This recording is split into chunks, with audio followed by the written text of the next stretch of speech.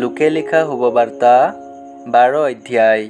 এনেতে অযুত লোকসমূহ গোট খালত তেওঁবিলাকৰ মাজত গছকি হ'ল। তেতিয়া তেওঁ প্ৰথমে তেওঁৰ শিষ্যবিলাকক ক'বলৈ ধৰিলে, ফৰিচীবিলাকৰ খমিৰ অৰ্থাৎ কপটলৈ সাৱধান হোৱা। কিন্তু যি প্ৰকাশিত নহ'ব এনে কোনো ঢাকি থোৱা বস্তু নাই, আৰু যি জানিব পৰা নহ'ব এনে লুকুওৱা বস্তু নাই।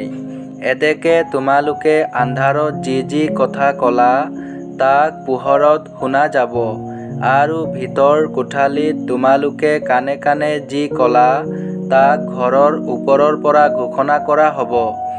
আৰু হে মোৰ বন্ধুবিলাক, মই তোমালোকক কওঁ, যিবিলাকে শৰীৰক বধ কৰে তাৰ পাছত একো কৰিব নোৱাৰে, তেওঁবিলাকলৈ ভয় নকৰিবা।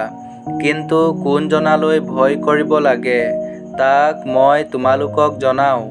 বধ কৰাৰ পাছত নৰকত পেলাবৰো যিজনাৰ ক্ষমতা আছে তেওঁলৈ ভয় কৰা। হয়, মই তোমালোকক কওঁ, তেওঁলৈকে ভয় কৰা। পাঁচোটা ঘৰচিৰিকা 2 পইচালৈ নেবেচেনে?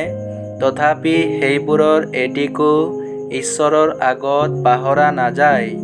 কিন্তু তোমালোকৰ মূৰৰ সকলো চুলিও গণা হৈছে। ভয় নকৰিবা, তোমালোক অনেক ঘৰচিৰিকাতকৈ বহুমূলীয়া। মই তোমালোকক আৰু কওঁ, মানুহবিলাকৰ আগত যিকোনোৱে মোক স্বীকাৰ কৰে, মানুহৰ পুত্ৰইও ঈশ্বৰৰ দূতবিলাকৰ আগত তেওঁক স্বীকাৰ কৰিব। কিন্তু মানুহবিলাকৰ আগত যিকোনোৱে মোক অস্বীকাৰ কৰে, ঈশ্বৰৰ দূতবিলাকৰ আগত তেওঁকো অস্বীকাৰ কৰা হ'ব। আৰু যিকোনোৱে মানুহৰ পুত্ৰৰ অহিতে কথা কয় তেওঁক ক্ষমা কৰা হ'ব, কিন্তু পবিত্ৰ আত্মাৰ অহিতে নিন্দা কৰা জনক ক্ষমা কৰা নহ'ব। আৰু যেতিয়া তেওঁলোকে নামঘৰলৈ আৰু অধিপত্য আৰু ক্ষমতা পোৱাবিলাকৰ আগলৈ তোমালোকক লৈ যাব, তেতিয়া কেনেকৈ বা কি উত্তৰ দিব বা কি কথা ক'ব লাগে তালৈ চিন্তিত নহ'বা, কিয়নো যি ক'বলগীয়া তাক পবিত্ৰ আত্মাই সেই মুহূৰ্ততেই তোমালোকক শিকাই দিব। পাছে লোকসমূহৰ মাজৰ পৰা এজনে তেওঁক ক'লে, হে গুৰু, পৈতৃক ধন মোৰে সৈতে ভাগ কৰিবলৈ মোৰ ককাইক আজ্ঞা দিয়ক।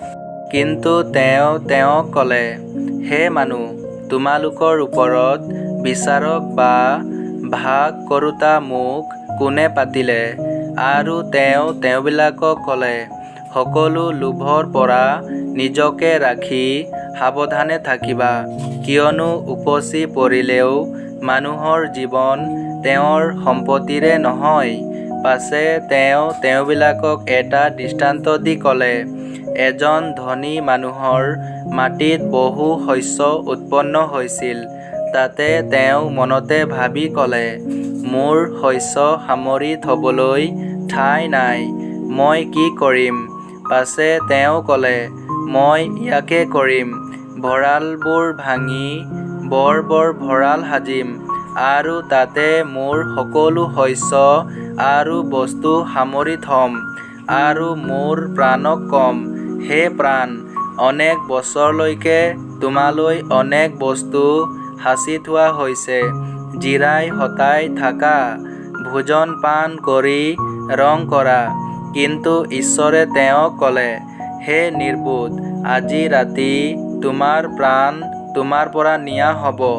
তাতে যিবোৰ বস্তু যুগুত কৰি থলা সেইবোৰ কাৰ হ'ব? যিজনে ঈশ্বৰলৈ ধনৱান নহয়, নিজলৈ ধন সাঁচি থয়, তেওঁ তেনেকুৱা।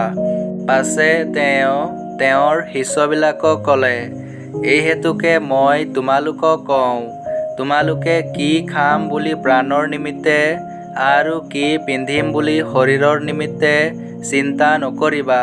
কিয়নো আহাৰতকৈ প্ৰাণ, বস্ত্ৰতকৈ শৰীৰ শ্ৰেষ্ঠ। কাউৰীবোৰলৈ গমি চোৱা, সিহঁতে নবয়, নাদায়, সিহঁতৰ ভঁৰাল বা মেৰ নাই, তথাপি ঈশ্বৰে সিহঁতক আহাৰ দিয়ে। তোমালোক চৰাইতকৈ কিমান বহুমূলীয়া, আৰু তোমালোকৰ মাজত কোনে চিন্তা কৰি নিজৰ আয়ুস এহাতে বঢ়াব পাৰে? এতেকে তোমালোকে যদি আটাইতকৈ সৰুটোকে কৰিব নোৱাৰা, তেন্তে আন বিষয়ে কিয় চিন্তা কৰা? আৰু পথাৰৰ কণাৰী ফুল কেনেকৈ বাঢ়ে, তাক গমি চোৱা। সেইবোৰে শ্ৰম নকৰে, সূতাও নাকাটে। তথাপি মই তোমালোকক কওঁ, চলোমন তেওঁৰ সকলো ঐশ্বৰ্যেৰে সৈতেও সেইবোৰৰ এটাৰ নিচিনা বিভূষিত নাছিল। কিন্তু পথাৰত থকা যি বন আজি আছে কাইলৈ জুইশালত পেলোৱা হ'ব, তাকো যদি ঈশ্বৰে এইদৰে ভূষিত কৰে, তেন্তে হে অল্প বিশ্বাসীবিলাক, তাতকৈও তোমালোকক ভূষিত নকৰিবনে? আৰু তোমালোকে কি খাবা, কি পান কৰিবা, এইবোৰ তোমালোকেও নিবিচাৰিবা, আৰু অস্থিৰ নহ'বা, কিয়নো জগতৰ জাতিবিলাকে এই সকলো বিচাৰে, আৰু এইবোৰৰ তোমালোকৰো প্ৰয়োজন আছে বুলি তোমালোকৰ পিতৃয়ে জানে। কিন্তু তোমালোকে তেওঁৰ ৰাজ্য বিচাৰা, তাতে এইবোৰো তোমালোকক দিয়া হ'ব।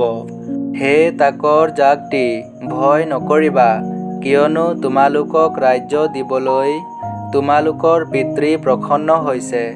তোমালোকৰ যি আছে, তাক বেচি দান কৰা, আৰু যি ঠাইলৈ চোৰ ওচৰ নাচাপে, আৰু য'ত পোকেও নষ্ট নকৰে, এনে স্বৰ্গত নিজৰ নিমিত্তে পুৰণি হৈ নোযোৱা মোনা যুগুত কৰি অক্ষয় ধন সাঁচি থোৱা। কিয়নো য'তে তোমালোকৰ ধন, ততে তোমালোকৰ মনো হ'ব। তোমালোকৰ কঁকাল বন্ধা আৰু চাকি জ্বলা হৈ থাকক, আৰু বিয়াৰ পৰা আহি দুৱাৰত টুকুৰিয়ালে, তেতিয়াই দুৱাৰ মেলিবলৈ নিজ নিজ প্ৰভুলৈ বাট চাই থকা মানুহবিলাকৰ নিচিনা তোমালোকো হোৱা। প্ৰভু আহি যি দাসবিলাকক পৰ দি থকা দেখে, তেওঁবিলাক ধন্য। মই তোমালোকক স্বৰূপকৈ কওঁ, তেওঁ নিজৰ কঁকাল বান্ধি তেওঁবিলাকক ভোজনত বহুৱাই ওচৰলৈ আহি নিজে তেওঁবিলাকক বাঢ়ি দিব। আৰু তেওঁ দ্বিতীয় বা তৃতীয় পৰত আহি যদি সেইদৰেই দেখে, তেন্তে তেওঁবিলাক ধন্য। আৰু কোন পৰত চোৰ আহিব, তাক গৃহস্থে জনা হ'লে পৰ দি থাকি সিন্ধি দিবলৈ নিজৰ ঘৰ এৰি নিদিলেহেঁতেন। ইয়াক তোমালোকে জানা। তোমালোকো যুগুত হৈ থাকা, কিয়নো যি ক্ষণত তোমালোকে নাভাবা, সেই ক্ষণতে মানুহৰ পুত্ৰ আহিব।